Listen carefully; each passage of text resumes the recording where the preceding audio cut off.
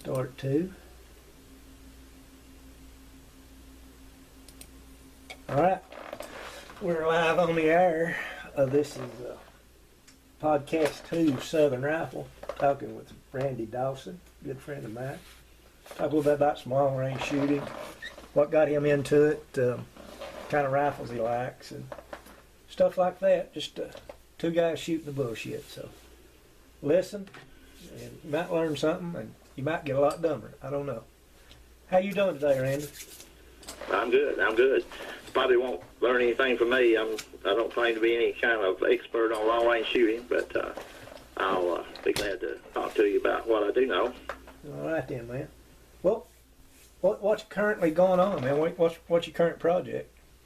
Well, I've got a project going. I bought a action from you nearly 3 years ago, and I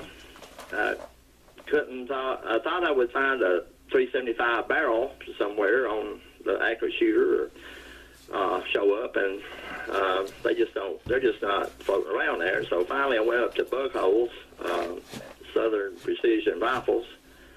He's about an hour from me, and he said he could get me a barrel, and we ordered one and a Bartlane. And 3 months I had my barrel, and then it's a 375 Shytac is my project, by the way. And so I ordered an inch 450 straight, no taper, and that sucker weighed about 17 pounds. And so I have to have a barrel block. And yeah, I mean, you discussed that barrel block at one time, man. You run a barrel that heavy and an action that big, man, a barrel block's the only way to go. That's right. And that was what I wanted to do, because I didn't want to stress out my action. And so now, after getting a barrel, now what kind of stock I'm going to put it in. So I talked with Sam Hall, and he said he thought he had something I might be interested in, and I bought it. And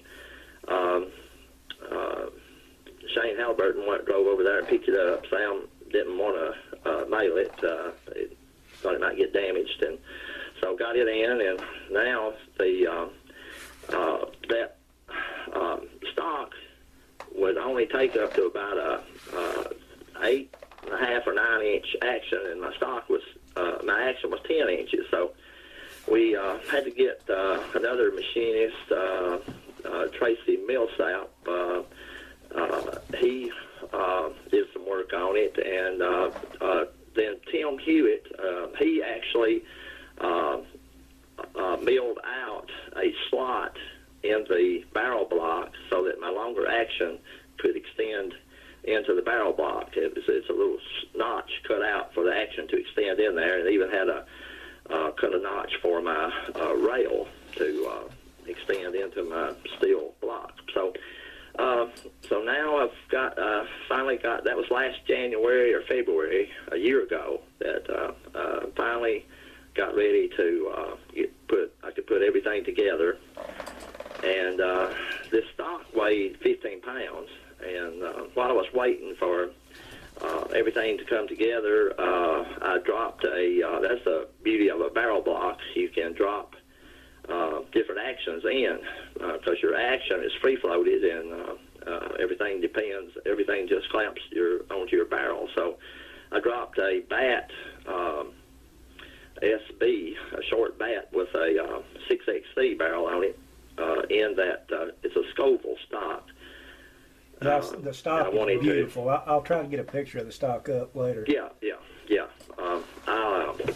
I wanted to try the barrel block and see how I like it. So inserts come with the barrel block for an inch 250 barrel, and so I was able to install that and tried it, and I liked it, did fine, and that I said I believe I like it, and so I can replace the big inch 450 barrel with a smaller action and barrel if I want to try it with something else. It worked. And you got like a shims or something for that block, I think you said? What's that? You have shims for that block? Yeah. I think they call them inserts. They're some sort of is it Delcron? Some sort of plastic. Delrin.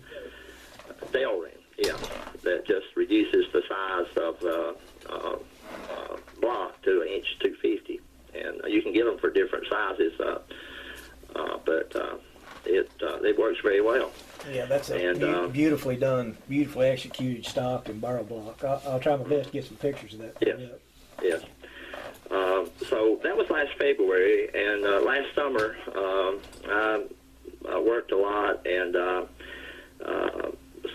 then I had hay going, bush hogging, and I had 2 or 3 bouts with running a fever last summer, and I just didn't get around to putting it together and actually shooting it, and I finally got my dies in, and so after the Christmas, I cut back to 2 days a week, semi-retired, and I put the gun together and loaded some rounds, and I've been very satisfied with it up to this point. I have done no load workup. I just went with what some people told me to start with, 132 grains of Retumbo, and that shot very well at 100 yards, and I shot 8 times and did the barrel break-in, clean and shoot, and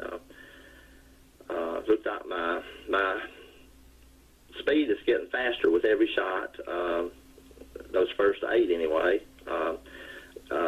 350 grain Shytac solid alloy copper, 350 grain projectile is up to 3,160 feet per second, and I've got to chrono it again now that I've got a few more rounds on the barrel, and that's my next project. But anyway, after the 8 at 100, I went to I skipped directly the next round time out. I went to 1,400 yards, and I was pleased with it there.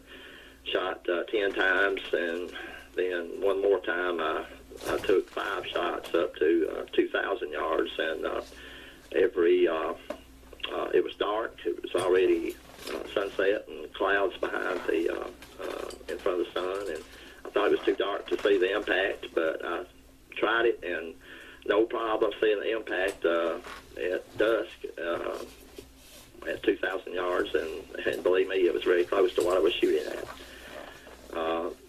So right now I've got some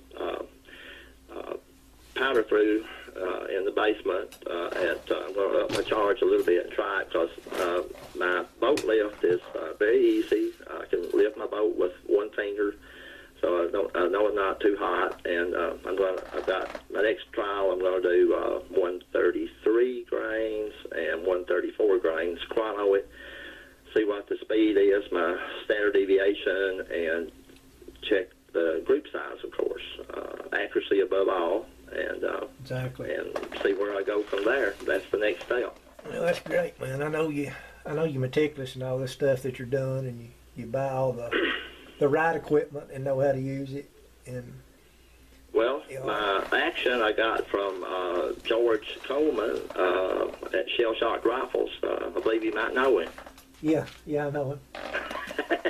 Rough character. Came from Stiller in Texas, and the rifle weighs right now. I've got a loophole on it until I what is it? 8.5 to 25. Is that it, George? 8.5 I think to so. 25. Yeah, I believe that's what it is. I've got that loophole on it right now until I get out. I need more range. I've got a Night Force Beast sitting here in the box that I bought used off of AccurateShooter.com. When I need more range, I'll stick it on there for more MOA, or yeah, that thing's got monster that might MOA. go on it. And should I need more, which I don't anticipate needing more, I've got a Ivy ring that I could put on it to get even more MOA, but you'll have no problem. You'll have no problem doing that 2-mile shoot. Yeah, I just hope my accuracy will be there. The rifle itself with that loophole weighs 40 pounds. The I've got a Seb Maxi front rest, special edition. Special edition meaning it's all chrome, stainless. It's a pretty thing. It weighs 40 pounds, so that's 80 pounds. And my rear bag is a bought off Accurate Shooter a couple of months ago. It's black, and it's a custom made for the dude bought it. Custom made. It's protector. Yeah. And it says on the bottom that it's a DR bag. A DR bag, and it's got 2-inch ears on it, and my rear stock is about 2.5 inches, but those 2-inch ears, they're packed pretty tight, and it holds it perfectly. I'm real satisfied with the way it sits in those ears and rides in them. Yeah. I was worried about, I didn't really want a adjustable separate rest for the rear made out of adjustable metal. You know, I wanted a bag, and this bag seems to work really good. And it weighs 20 pounds. I think it was 23.5 pounds. It's a big bag. It's a DR bag. Yeah. And anybody listening, the whole thing's is tipping up the scales over 100 pounds right now. It's a job to transport this thing to and from the range. I tell you. Yeah, you're going to have to build your box for it, like them professionals do. Yeah. And anybody listening, the protector bags, you can call Protector and order anything you want, and they're great people to deal with. And, I've used protector bags for years, and about all the other shooters I know do too. But that said, Zespian Lamberg that builds the Zeb Rest, he will make you custom bags as what? Oh yeah, I'm sure. I have a Seb bag that I bought from the late Ricky Bale. Ricky was great. He had one, and he let me have it as a real deal. I couldn't pass up. But yeah, I like the Seb bags. Yeah, they're great bags, man. Well, let's get off that subject. We'll talk about how did you get started in long range shooting? I know you and Doc did some prairie dog hunting. Is that what got you into it? Yes, yes. For the most part, I grew up at an early age. I got a pellet gun, a BB gun first, then I got a pellet gun, and along about 6th grade, I really thought I moved up in the world. For Christmas, I got a 22 rifle, and then anyway, when I graduated from college, my first step was to buy a 22-250 varmint rifle, a Ruger. I've seen it. I know it's a nice little rifle. Yes, it can be seen over at Kermit's house. I took it to send it home with Kermit the last time he was here for some testing to see if he thought the barrel was shot out on it. But it's pretty. It's got beautiful wood on it. It's a 70s model, heavy varmint barrel, and I, at the time, I wanted a 220 Swift. I'd shot one once or twice, but at that time, nobody was making a 220 Swift. They quit making them because they were such barrel burners, but then they started back making them. But anyway, at that time, 22-250 was the closest thing, so I got that. Okay, now, well, when you get back from Kermit, if it wasn't shot out, it will be. Yes. Now, I made a prairie dog trip, my first prairie dog trip, and I took a 22-250 and later got a 220 Swift, used pre-64 Winchester that somebody put a custom barrel on. But I went prairie dog shooting, and one day I was at Gamelia Shooter Supply, and I heard this man and Paul in there talking about antelope hunting out west, and I had just got back from out that way, and so I'm going to talk to this guy when he gets finished, and I introduced myself, and he introduced himself, and it was a guy named Dr. John Stone, and he had went to Tennessee Tech where I had been, and he actually knew some people I knew, and didn't hear anything from him. He gave me his card, and I gave him mine, and didn't hear anything from him for about 3 or 4 months, and one night he called me and said, "Let's go prairie dog shooting." And I said, I didn't know this guy. And I said, well, I wanted to get to know him. I said, well, you come down here and let's shoot a little bit at my range. And I think he came that very day, and he never had shot past 300. And I set him up at 600 or 800, one or the other that day. And he was shooting a Cooper 6.5 284 and a 204 Ruger, and yeah, I remember with his 6.5, I worked him out 100 yards at the time, and he worked right out there and hit that plate at 800 yards with just like he was an old pro. And so he got here about 1 o'clock, and he didn't leave till after dark. So I felt like he'd had a good time. Yeah, sounds like it. So we set us up a prairie dog trip, and then I think that summer I went 4 times that year, I think, and 1 or 2 of the trips Doc made. But anyway, after that, me and Doc made a trip to Nebraska every summer. Then we started going to South Dakota, and then we wound up the last few times going to Colorado. But every trip we tried to make a longer shot. And at first, shooting those 22 calibers, all that wind out there, 300 was about as far as I could go. I'd come home and I'd read everything I could read about it, and magazines and internet, and these people were hitting out at 500, 600, 800 yards, 1,000-yard shots, and I noticed they were using 6 millimeters with heavy bullets, and so that got me thinking, and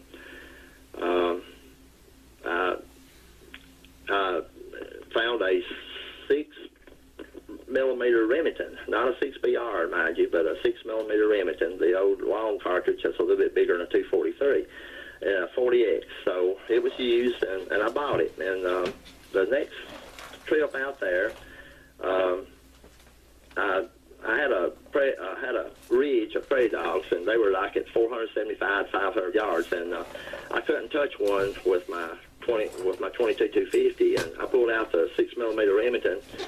And I cleaned that prairie dog ridge, every one of them. And that made me a believer in 87 grain and 75 grain of VMAX. That'll do it right there. I never hit out at 500 yards with anything else, and I was hitting 3 and 4 straight with that 6 millimeter. Yeah. So that made me a believer. So the next trip out, I had found at Whitaker's, I had found a 40X BR, 6BR. That rifle has a little green stock with a 3-inch forend on it, and it also has a 2-ounce trigger straight from Remington. And so next trip I was shooting a 6BR, and I fell in love with that, and then on to the Dasher after that, and the whole Dasher saga, man. Yeah. It's untelling how many Dashers you had. Yeah, I've got multiple Dasher barrels for multiple actions down there in the basement, the dungeon. And, all jokes aside, that is probably one of the best long range. Well, depends on what we call long range. We'll say 600 to 800 yards. Mm-hmm. You can't beat them. No recoil, extreme accuracy. Yeah. They're easy to load for. They're forgiving. Any suitable powder that you pick, they'll shoot fantastic. Right. And easy to load for. The fire forming is, some people make a big deal out of that, but it's simple as reloading a regular 6BR load up and just firing it. There's no secret. There's nothing to it. That's exactly right. It's all straightforward stuff. It's really to do. It's easy to do. Exactly. And it's a win-win situation all around. Now, a 6BR, I like it out to 600 yards, but if I'm going when I get to the 1,000 mark, I want my Dasher. But back to the getting further and further. So eventually, I think with the 6 millimeter Remington, it got out to about 670 yards or so with it. Then with my, when I got the little green Remington 6BR, I was making 600-yard shots. Also ballistic tip, 65 grain VMAX, and then the next. So anyway, I was out to 600 yards now, and next year I wanted to go further, and I had a dasher, and I was shooting the 107s, I believe, at that time. Don't think I moved. Yeah. I had, yes, 107s, and I was in South Dakota, and Mr. Tom Morley, a gunsmith that the guys in Kentucky were using, and he had come down to shoot with us, and he came up the last day and set up with me and Dr. Stone, and we picked out he never had shot past about 300-400. We picked out a prairie dog at 850 yards, and I let him shoot my gun first and kill one at 600, and then I picked him out one at 800, and I took a couple of shots and got my 0, and then he sat down beside me on Doc's gun, and we happened to have a mound that had 2 prairie dogs out on it, same mound, and I was shooting the right one, he was shooting the left one, and we were alternating shots, and as we dialed in the windage, we were getting closer and closer, and I said, uh-oh, pressure's on me now, because he's about to hit. So, sure enough, he hit before I did. He hit one. So I said, that's when I said the pressure's on me now. And now he was 75 years old. And when he hit that, well, at 600, he was ecstatic. But when he hit that one at 850 yards, his face lit up like a 12-year-old kid at Christmas time. Yeah, you had never seen such a happy person. And so now the pressure's on me, but luckily, the very next shot, I hit at 850. So now we've got them up, we're at 850. So the next year, I wanted to get my 1,000-yard shot. So I started practicing at home, and I was shooting 107s at this time.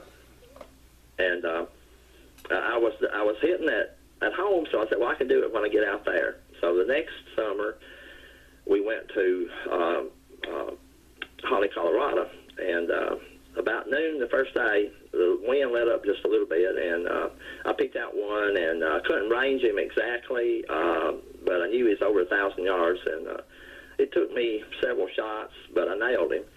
So I walked over to pick him up and then ranged back to the truck, and it was 1,100 and something yards, my first one. And then after the next day, I was shooting 107s and an 8 twist. Well, I had a barrel for that Viper. It's a Viper that I bought from you. I had a 7.5 twist with me, barrel. So I twisted that. I put the 7.5 twist on and started shooting 115 burgers. And so the next day at about late in the afternoon, conditions got slow, and the wind got slow, and I set up with the 115 burgers for a 1,000-yard shot, and this time it didn't take me 4 or 5 shots. And from then on, every day of that trip, me and Doc shot 1,000-yard shots, and prairie dogs with the 115. Prairie dogs. Prairie dogs, 1,000 yards. You know, I mean, yeah. For a lot of people, that's just impossible. But you know, well, the third night out, I said, Doc, let's make it a little simpler. Let's shoot with the wind and not shoot into it or crossway. So I picked that. We went to a bank out there that was shooting with the wind, and I put up a flag at 1,000 yards so we know where it was, and then went back, and it's getting close to sunset, and there weren't many out, and I picked me out one, and J.R. Carter, Joe Carter, and Doc were spotting for me, and shooting 115 burgers, and didn't know how far he was. Couldn't range. It was too flat. I just knew he was out past the 1,000 yard. Well, dialed her up, shot, and I was close. dialed it 50 yards or so away probably. I dialed it up some more and shot a little closer. Well, now I'm topped out, no more elevation, but I took another shot, and I was right there at him. I had a double D reticle on. I was having to use the end of a line for my aiming point. Okay, so I'm out there. Now I start seriously trying to shoot it. All right, I was hitting. He was standing up, looking at me. I shot 4 inches left, 4 inches right, 2 inches over his head. I think it was the sixth shot. He laid down and didn't move, and another prairie dog run over there and smelled of him. And I said, well, he's dead. So we wanted to go out and see how far it was. So I left JR. You can't find them out there unless you keep your eye on them. So I left JR looking through the scope and with a walkie-talkie. And me and Doc got in the truck and drove out there with a walkie-talkie, and JR walked us into him. And we ranged back to the 1,000-yard flag, and it was 400 yards back to the flag. And then you got another 1,000 from the flag onto the truck. So I think it was 1,392 yards, and I put that prairie dog in a freezer when I got back to the hotel, and brought him home in an ice box. And he's How many yards was it? He's mounted in my living room right now. How many yards? 13? It's 1,392. Gosh, man, that's getting it done right there. Yeah. I mean, a prairie dog ain't much bigger than a damn mouse, in my opinion. But, well, they're squirrels with no tail. Yeah. Short tail. All right, then. But that got me fired up on long range shooting.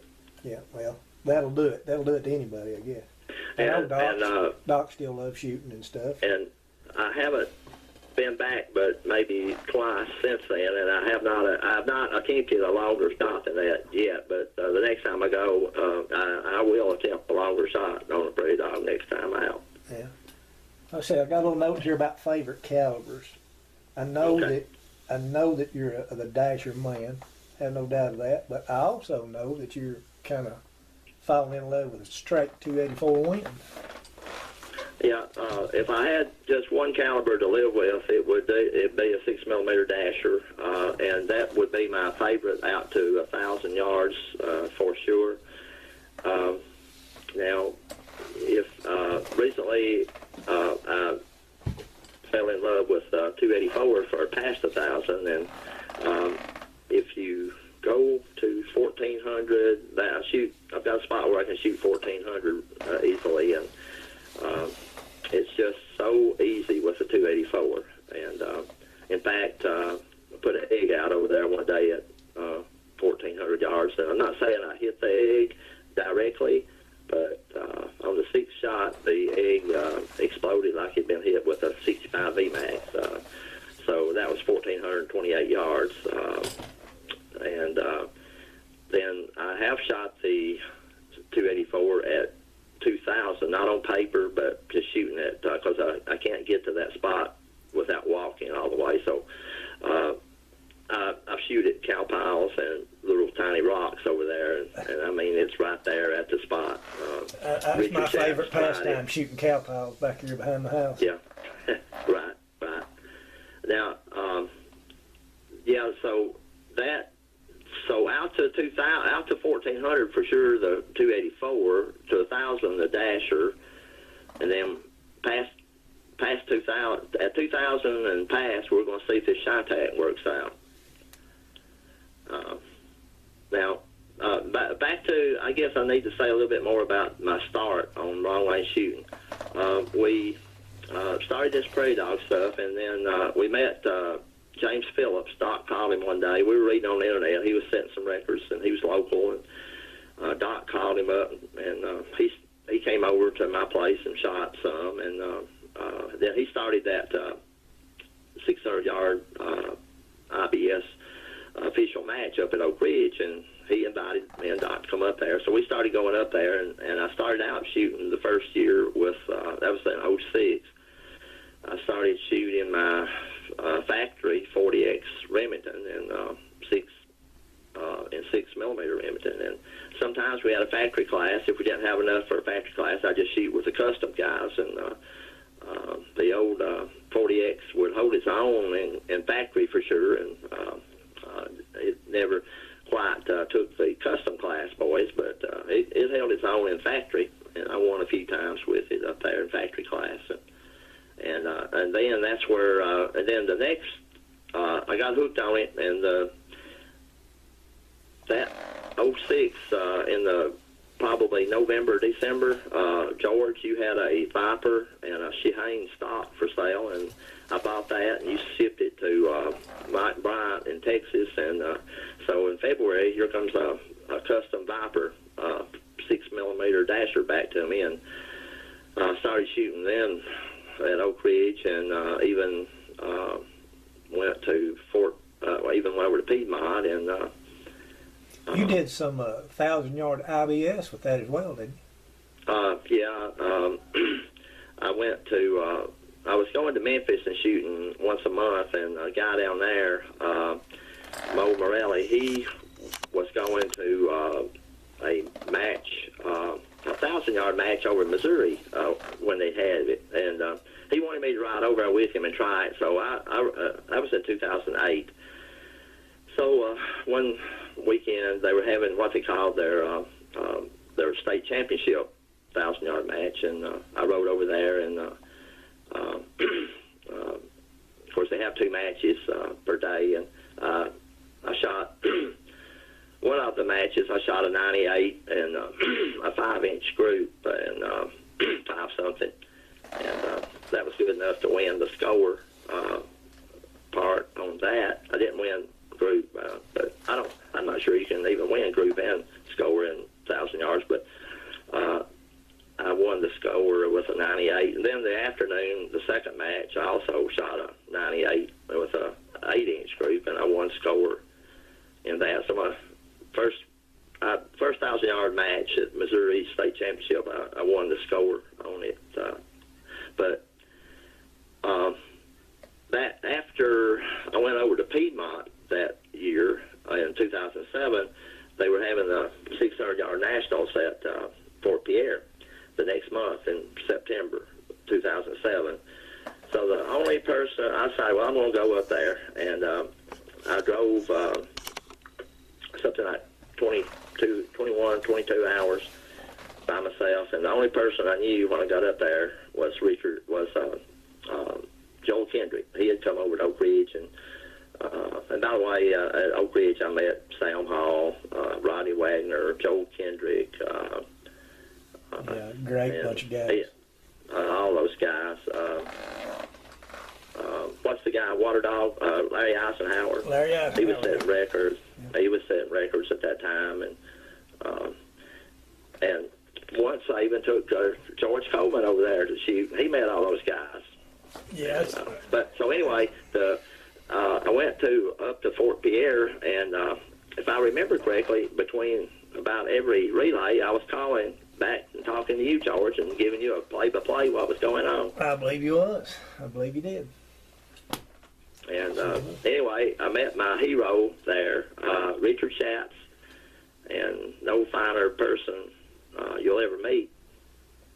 And yeah, the first day, it's a 2-day match, and the first day he shot the smallest group in light gun, and a .7 something, which may have been a world record, as a matter of fact. And then the second day of the match, I got lucky and shot the small group of the day and heavy gun with a .954, and that's the smallest. That's the only time I ever shot under an inch at an IBS match was at the championship nationals.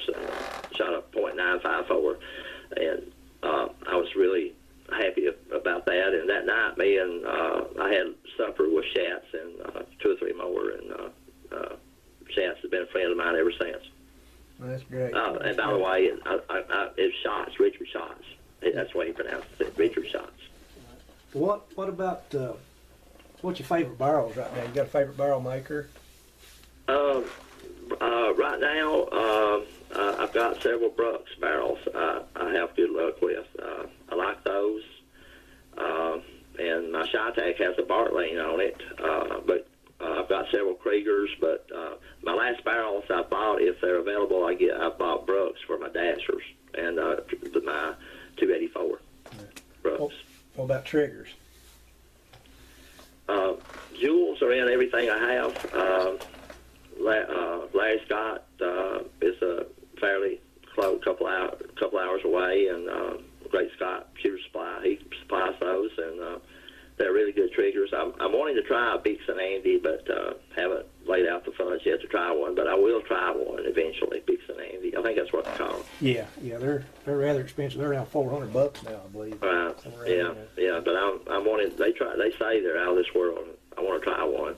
Well, all right then. What about rest? What about front rest? What are you digging in that category? Well, I started out with a Farley, and then when I loved those, I still got one. And when the Sebs came out, I saw everybody was using them and ranting and raving about them. So I got a Seb Neo. The latest one's a Neo, and I love it. And then when I got this big Shy-Tac, I needed one for a fatter, wider forend, and I think it's got I think it's about a 5 or 6 inch forend. Anyway, I got a Seb Maxi. Yeah, that thing goes up to like 8 or something, doesn't it? Yeah, it goes up to about 8, and it's got it's the special edition I got, which is all stainless. The whole thing's stainless and just beautiful. Yeah, I've seen that. You know, like I said, I'll try to put pictures later to go with this, but Right. Beautiful equipment. Pretty equipment we're talking about, man. That stainless steel Viper, you know, in 284 that you use, just a beautiful stuff. Yeah. I like the SS Viper. Yeah. Well, you got an affinity for Stiller actions, period, it sounds like. Yeah, that's what you started me out on. Yeah. I know you. Well, I know you got some Pandas too. Well, I got one. I know you have some Nasika actions too. Yeah. Okay. Yeah. My favorite actions would the first, since I'm long range and like heavy guns. I like the stainless steel of the Viper SS. It weighs 64 ounces, whereas the regular Viper and Panda weighs 32 ounces. It's twice as heavy, which I like for recoil. And I shoot those in Dashers too. I've got Dasher barrels for my 284, that Viper and SS, and I like it with a Dasher or the 284. I just like the weight. Yeah. Of course, you can't make light class if you're shooting IBS matches, but I've got a regular Viper that I bought from you that I can shoot in that. And by the way, that regular Viper is what I won the Missouri 1,000-yard match with. I like the old Viper. All the Viper actions I'm a fan of, but I'm a big fan of the Pandas and the Nasikas as well. Right. The X's that you have are probably some of the smoothest actions you'll ever own. Right. And I like this Panda we picked up from up there near you. Greg, what's his last name? Greg Anders. Yes, and it shoots really good. And I got a PPC and a 6BR barrel came with that. Yeah. Greg don't own any junk, so yeah. If you get anything from Greg, you know it's good stuff. Yeah, and let's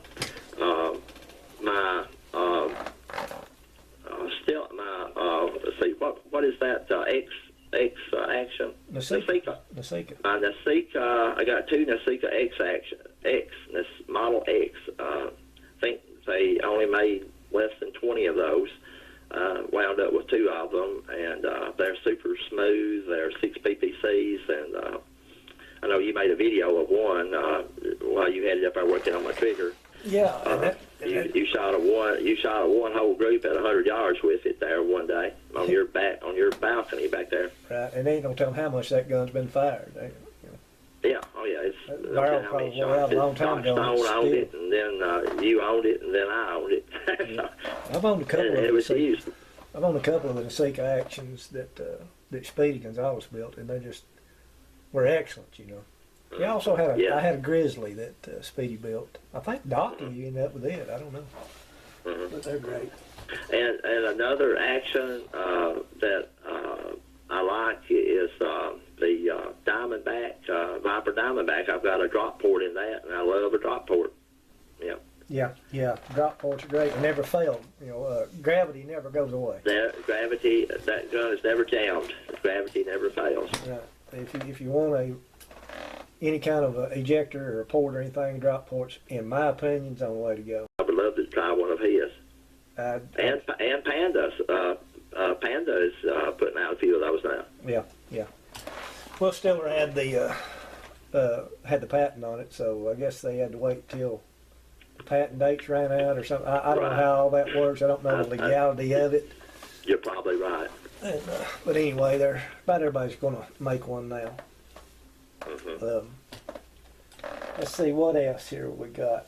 But if anybody ever gets a chance to get a drop port, by all means do it, because I wouldn't take nothing from mine, and I wouldn't mind if a couple more of mine were drop ports for the smaller actions, for the smaller calibers. Yeah. If you shoot competition where speed's a factor at all, you know those drop ports just get it done. Yeah. And don't get me wrong. I mean, that and Stoll actions, Kelby actions, they all make good ejectors, but the drop port to me is just the way to go. And that's this again. This is our opinion. People don't take what we say to be absolute. You never have to worry about the jam, and the shells are going to be right there under laying on a towel underneath the gun. They're not going to be laying on the floor. They have to pick up or lose or somebody step on. Exactly. Well, what about stocks? I mean, elaborate a little bit on the stocks you're using. I know the Vipers have the Robertson, I think. Yeah, that's undoubtedly my favorite, the Robertson F class, which they don't make anymore, and there's some people making pretty good copies out of them now. But I love that Robertson F class stock, and then I like the Shaheen for a little smaller stock. They're good. So I guess most everything I've got is a Robertson F class or a Shaheen. Yeah, well, that's both are SD excellent. Tracker 1000, the longer with a flat rear end. Right, and Bill Sheehan, who we're talking about Sheehan stocks, he'll work with you too. If he hadn't got one, or if you need a special stock, he'll build it for you. Mm-hmm. Now it might take a year to get it, but he will build it for you. Yep, for sure. The big stock that you had you got your 375 in, that I mean, it's just a big, massive hunk of stock. It's all carbon fiber. Who did you say made that? Scoville, I think his name is Bob Scoville. Yeah, I think so. I think you're right. Yeah. And I don't know if he still is in operation or not. I don't know. But I mean, I checked out the stock, and that the execution he did, putting in just the barrel block, everything's just beautifully done. Right. But now those, they're not cheap, but you do get what you pay for. Right. I bought that from Sam Hall, and he told me the history on it. Scoville got a special order in for that stock, and by the way, it's offset to the side to take care of the torque of a big caliber. It's the barrel's not in the center of the stock. It's a little extra barrel stock material on the left side to take care of torque of the big calibers. And he got a special order for that, and he built it. And then I think the guy decided to go another direction and didn't take the stock, and he sold it to Sam Hall, and Sam had a back injury, and he's not shooting the heavy stocks anymore, and so he sold it to me. Yeah, those are great. You hit on something right there. The reason the stock is offset. People don't realize, or a lot of people don't realize, that when you fire a gun, not only does the barrel tend to raise up, but it will twist to one side or the other, right, depending on your rifle twist. Most of them are right-hand twists, so that's the way the barrel's going to twist. And I think Dave Cooley maybe was the first to build an offset stock. I think so. Didn't he call it? I think he teamed up somebody. like the Big Dog or something other? Yeah. They, he teamed up with Shane, didn't he, to make the Big Dog? It seemed like it. I can't remember now, but Yeah. but I it think works really Thule well. had that idea. Yeah, right. It works really well. And okay, we went over the resting bags, barrels, and actions, and triggers. Anything else? I mean, got any upcoming projects? My bag is that for these wider rears of these Shahanes. What are they? About a half inch. I've got the 3-stitch protector. Is that a half inch or 3/4 inch, George? The wider one for the. Yeah, I was wanting to think it's 5/8. Okay. No, 5/8 is a 4-stitch, I do believe. I think you're right. I think it is. I use what's called a 3-stitch, and it's wider than for the narrow stocks, the short range stocks. The longer range stocks, the ST Tracker 1008, they're a little wider back there. So I got the wider space between the ears, and there's 3 stitches. Right, and like we were talking about, I mean, you can call Protector, and they will make you, and they know right off the bat what you need too. And a lot of them now, you don't have to special order. They got them in Sinclair. Yeah. I think Midway stocks some of them. Sometimes they have them in stock. Yeah, and we are not affiliated in any way with any of these names we're throwing out, whether it be actions, barrels, or stock. We're just telling you what to start with, so you don't have to upgrade. Right. In our opinions. And something else I might talk about on the Prairie Dog guns, I love up to 600 yards. I love a 12 twist dasher or 12 twist 6BR. The 70 grain nozzlers. I have. You can shoot in a 12 twist the 80 grain burgers if you're shooting paper at 100 yards, 200 yards. Super accurate. The 80 grain burger at 12 twist is perfect.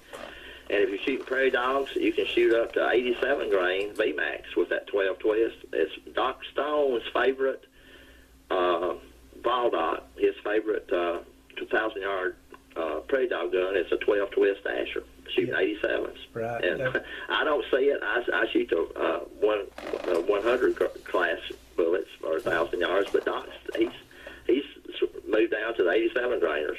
Yeah. It's kind of funny. I remember when you started out, you were with that 40X 6mm. If I'm not mistaken, it had a 10 twist. Yes. Mm-hmm. And you were shooting 107s. 105 Hornady AMAX. And I was thinking, man, that's way too big a bullet for that twist. But by crap, you made it work. Well, if you look at their box, they call for a 9-twist. Hornady does for that. Their 105 AMAX is not as long as these 107 SMKs and Burgers, and they call for a 9-twist. And that 6mm Remington with a big enough case, and I was shooting them hot. It stabilized all the way out to 1,000 yards. That I know 105. When you and Doc came up to Buck Creek the first time, I believe it was you and Doc he was shooting the 6.5 284 Cooper, and you were shooting that 6mm 40X, and we were shooting Bubba Cola cans at 4. I remember. Yeah, we had a great day that day. Yeah, and when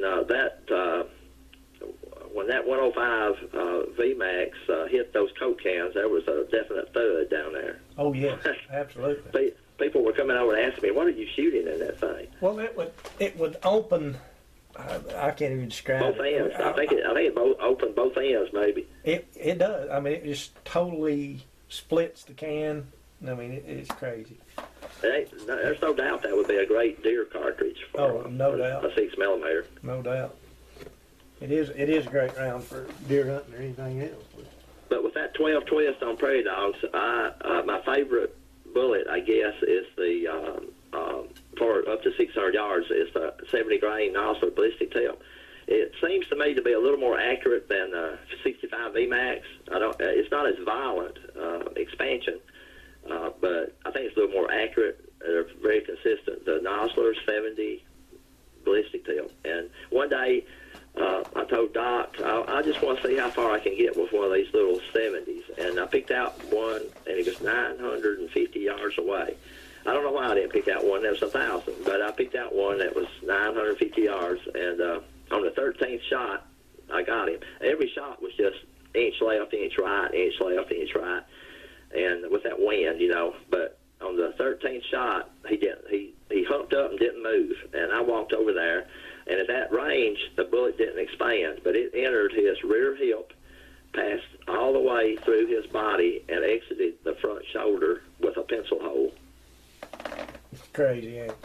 Yeah, it did not expand at that range. It lost so much speed, but it went completely through his body. Yeah. And that prairie dog, he never moved a muscle. I imagine not. I remember that because I walked over there to range it, and it was 950 yards, and on the way back, I nearly stepped on a rattlesnake. Yeah, that'll make you remember stuff right there. Yes, that's why I remember it so well. Yeah, I remember, we'll not tell the story, but I remember Doc having a problem shooting a snake with a pistol, wasn't it? Yeah, it was Doc's pistol, a 45 automatic, but it was JR doing the shooting. Oh, is that what it was? JR emptied the at point blank range. JR emptied the magazine, and I think then they had to get out a .223 rifle and shoot it or something. I'm not going to elaborate on that anymore because I'm pretty sure that's embarrassing enough. All right, tell me about the Dasher Dome. Well, 2012, I wanted to build a little. You told me if I'd build it, they will come. So I built a little, I think it's 24 by 16 building, put a concrete slab down and a metal roof over it. And I've got 4 big, heavy wooden benches mounted under it. I could put as many as 6 or 8 if I wanted to really crowd it. But and I've got a dirt berm at 100 yards, 300 yards, 600 yards. There's a pond bank at 700 yards, and then I've got an 800-yard berm with a lot of metal silhouette targets and swingers out there at 800. And you can sight in a rifle at 800 yards. My dirt berm's so big. And had one match, a fun get-together one time for a guy who had cancer. From Indianapolis, and he wanted to come down and meet everybody, and he read about us on the internet and Farmington, and he wanted to come, and so I put it out on the internet. If anybody wants to come on down, and I think I had people from 7 states come, and all the way from Baton Rouge, Louisiana, to coastal South Carolina, to Kenosha, Wisconsin. Yeah. And we had a fun weekend. That weekend. Yeah, we had about a Rebel Gray shoot, I think is what you call it. Rebel Gray shoot. Yeah, he died last summer. And he's a hell of a good guy. But a lot of people's been to the Dome. He's the one. Rebel Gray's the one that had the idea for the quarter at 800 yards. He said the people up there in rehab don't believe me. He had surgery and then he went rehab, and he said these guys don't believe y'all shooting eggs at 800 yards. Would you shoot me a quarter? And I set Gene Bug up, and Gene Bug hit the quarter at 800 yards. I remember that. And Gene Bug, buddy, there's just a great shot right there. That's another guy that doesn't have any junk equipment and does his homework. You know. Yeah. One of the best deer hunters, coyote hunters I ever knew. You asked about people who have been there. Well, my gunsmith, Tom Orley, he's close to 80 years old, and he's made 3 or 4 trips from Kenosha, Wisconsin down here to shoot, and he'll sit at the 800-yard line and not shoot nothing else for 2 days. He only wants to go long. But last April, Richard Schatz came down, and it was actually March. Richard Schatz from Bismarck, North Dakota. He's like a 4 or 5 time national 600-yard champion, Hall of Fame shooter, holds several world records. He came and stayed. He spent the night with me 2 nights, and we shot 2 days, and he had never shot past 1,000. And after we shot 1,400 one night, he said, "Are we going to get to shoot 2,000?" I said, "You ready?" He said, "Yes." So we went down, and he shot my 284 at 2,000, and he had some big smiles. And watching that splash, he never had shot past 1,000. I couldn't believe it. Yeah. And then this August, I guess, last of August, they had the 1,000-yard nationals at down in Georgia near Florida, and Tom Musil from Montana, he drove over to North Dakota and met up with Schatz, and they drove down for the nationals, 1,000-yard nationals, and Tom won it. And on the way back, Richard Schatz wanted him to see the dome, so they stopped in and visited, took a break on their drive back, and then a couple of weeks after that, they had a match over at Piedmont, and Tom Jacobs and Carol, let's see what, Carol Lance and Jason Walker. They had been over to Piedmont. Tom Jacobs is the Vapor Trail Bullets maker, and they won a bunch of wood over at Piedmont, and they stopped by and spent the day on their drive back one Sunday to northern Missouri. And then the next weekend, they had the 600-yard nationals up there in Missouri, and Jason Walker won the nationals. And then a few weeks later, Tom Jacobs was named the 600-yard shooter of the year in the points race for the year. So this August and September, I had the 1,000-yard winner, nationals winner, the 600-yard nationals winner, and the 600-yard yearly champion, plus Richard Schatz back again for his second trip at the Dome. So I've had some of the top shooters come by and visit me, which I'm amazed. It really amazes me. Okay. Yeah, it does. It's and I had them sign my benches. I've got their autographs up there on the benches. Yeah, there's some great shooters out there, no doubt about that, and they know what they're doing. It never hurts to have other people around that know what they're doing. That's right. That's true. You learn something from them all. And you don't. One thing you've proved up there with I know a lot of people that's been up to your dome. You got 3 nice benches undercover there. Real nice, really nice place. There's 4 benches. Yeah, 4. We've got 4 really heavy built benches. Matter of fact, I got one of them out here in the backyard. Yeah, right. It doesn't take, a $5,000 rifle to shoot 800 1,000 yards. Oh no. I don't want people being intimidated by these real pretty nice equipment. You can bring a nice factory Savage in a decent caliber. Well, Savage, matter of fact, makes a 6BR bench rest. It's just outstanding. Oh yeah. You can be in that for $1,000, and Savage makes real good rifles. I make little X fingers when I say Savage, but for out of the box action, they're great. And back in 2007 and 2008, when I was doing a lot of IBS shooting, there were more Remington 700s on the line than any other make or model. But now the customs have become more available, and you see more custom actions now. But I've got several Remington 40Xs. I'm a 40X fan. 700s that they'll sit on the bench with it. They've set Remingtons have shot several world records, no doubt about it. Yeah, right. And Kevin Rahill built me a couple of Savages. He built a 284 and 2 284s, I believe, for me. Well, that one we went to Oak Ridge, the 600-yard match, the IBS 600-yard. I shot the 6.5 284, and just exactly, great rounds. It was cheap to get in. Well, Kevin Rahill ain't that cheap. I don't even know if he's still in business or not, but Anyway, you can start. You can start with a savage action, and build on that. There's nothing wrong with that. And George, didn't you were down there rubbing elbows with Joel Kendrick and Sam Hall and Rodney Wagner that day, and if I remember correctly, you bought back a piece of wood from Oak Ridge. I think I did. I can't remember. I got lucky. I remember that. You got a third place in group and score, I believe, if I'm not mistaken. That was my first match. Just a hot day. God, it was miserable. Oh yeah. It was miserable. Yeah, it was. But I had fun anyway.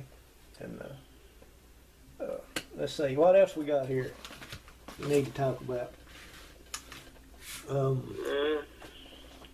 Let's see. You did vote for Hillary, I think you said.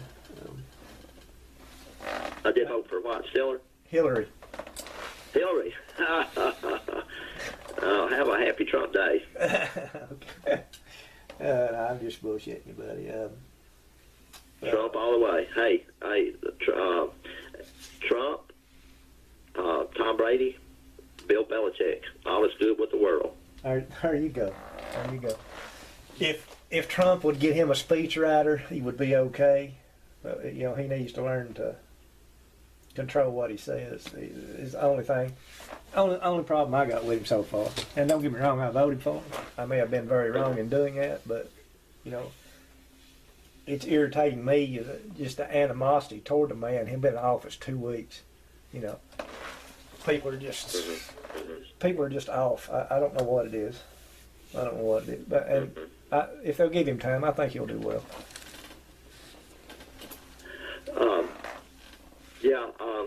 One of those trips with Doc Stone, it was the first trip that we had actually got out to the 1,000-yard mark.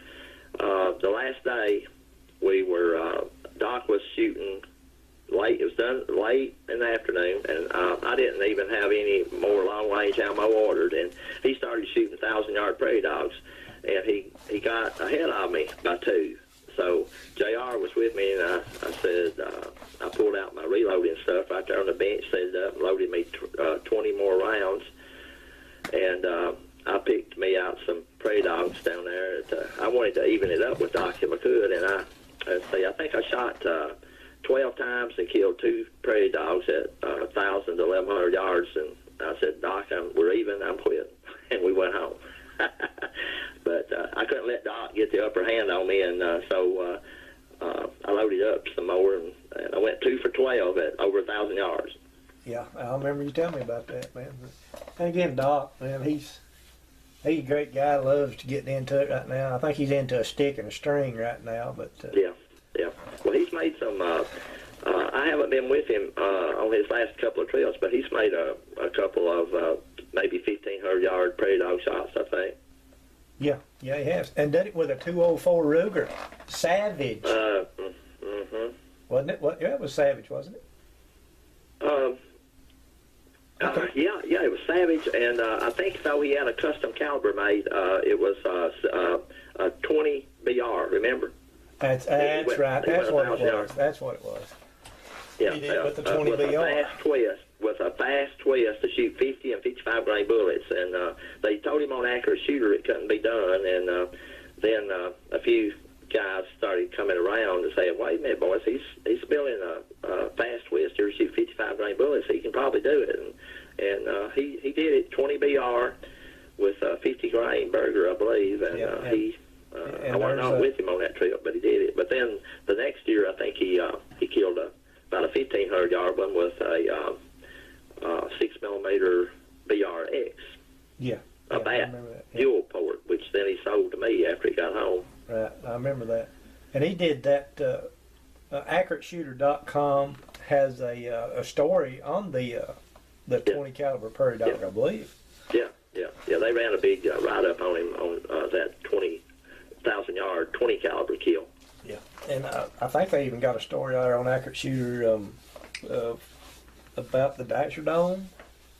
Yeah, they do. When Doc made his first visit down there to see it, we got wrote up on Accurate Shooter, and they finally did a story on Junebug's quarter hit down there at the Dasher Dome. Oh, cool. On the bulletin board. good deal. And of course, right now, you need to, I guess, post a picture of Shane's big American Eagle stock he's had built. oh, that's beautiful work. Them, That's a beauty. that's some of the best artwork I've seen on the stock. That's There's all so much freehand, detail in all that. freehand You can't believe it airbrush. till you see it in person. Yeah, it's all freehand airbrush. The guys there, oh gosh, what's the name of the place that did it? The boys that did it? Gearheads in Johnson City, Tennessee. Gearheads. Gearheads, Johnson City, Tennessee. Danny Rollins and Willie Estep. Yep. ESTEP. Yeah, They used to work for NASCAR. yeah, and did some beautiful Danny was a airbrush work. NASCAR chief, Well, and now they paint. that's good. If anybody needs any airbrush work done, for sure, there. Gearheads. Definitely good. They're definitely good. And before we get off here, I want to give one shout out to all our people on the Varmints Den. They'll probably be our only followers, so we better shout them out, haven't we? And Oh, sure. Yeah. and I think that's pretty much, we've covered about everything. Anything else you want to add? No, I think you get me started talking, I don't know when to quit, so I better just quit. Well, we've been at it for about 1 hour and 10 minutes. Oh, my gosh. I thought maybe it last 20 minutes. It went fast, didn't it? It sure did. It did. It did. I'm sure no listeners are going to be able to sit through the entire hour broadcast, but we appreciate the guys who do listen. That's right.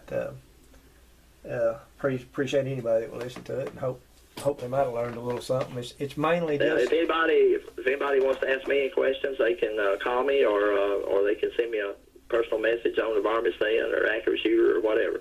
You got a Facebook page too, doesn't you? I do now. I've got a Facebook page. You got me into that even. Yeah. Randy Dawson is his name. Everybody affectionately calls him the Or Birdog. there's one called Dashford on too. Yeah. That's good. And of course mine, Southern Rifle.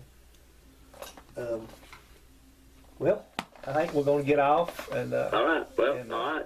Thanks for listening, everybody. Bye. all right, we'll see you, bud. That'll be it for today. And that was Randy Dawson, affectionately known as Bird Dog. We'll end it there. Southern Rifle. See you next time.